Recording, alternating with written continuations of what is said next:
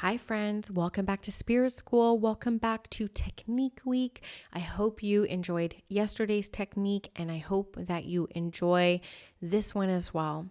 Take your notes, try it on for size, take what resonates, leave the rest behind.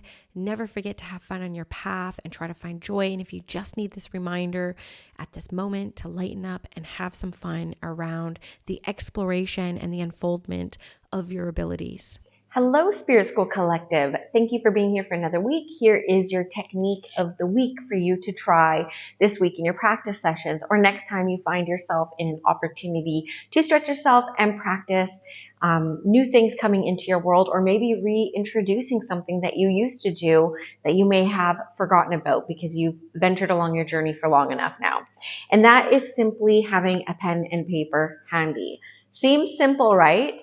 This was not something I did in my first few years of development. It wasn't something I introduced until I started working professionally. And there's a lot of different reasons why I do this. And there's a lot of different teachings within this one technique.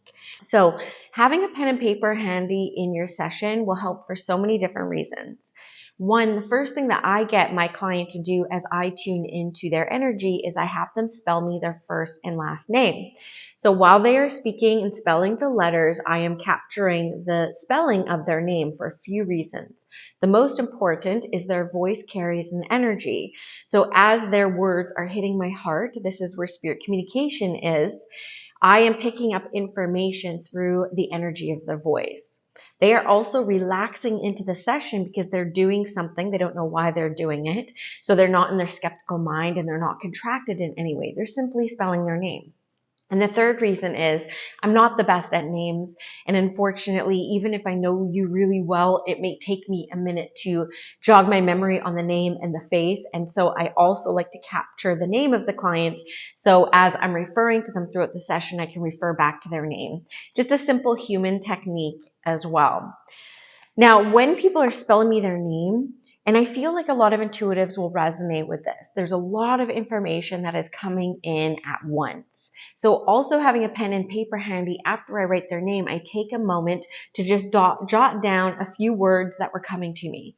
So it might be female, grandmother, heart, gardening, just words are kind of coming at me. So I'm just capturing them. And this also gives me a time to get through any remaining nerves that there may be. It's also a signifier for my own human, my own spirit, like, okay, I'm tuning in now. So this is actually a practice that I have that signifies to the spirit world that I'm ready to work as well.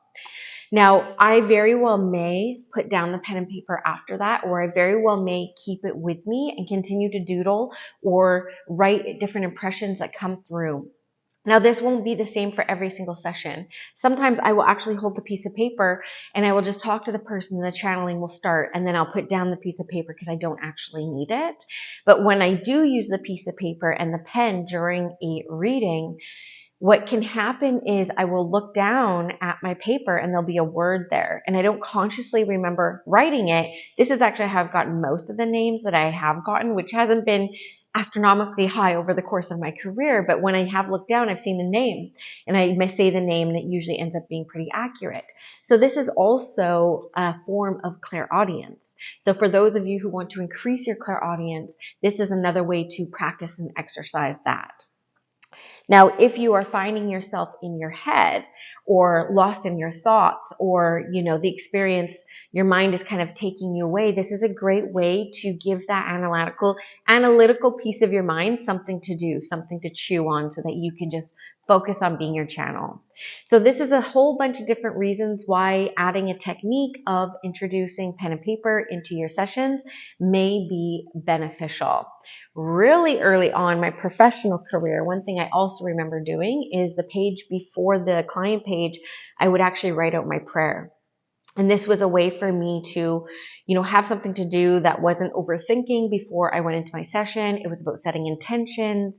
It was about, connecting in with the most divine essence of what we are doing. So one side would be a prayer before they showed up, and then the next side would be the notes that come through for them. So here's a couple techniques in one this week. I hope you can give it a go. If you're somebody who already uses this technique in your practice, please feel free to include your teachings around this, how you feel it supports you in your practice, and anything, any perspectives I may not have mentioned in this micro learning experience. So let me know how it goes in your practice sessions or the next time you try it, and I'll be back next week with another technique.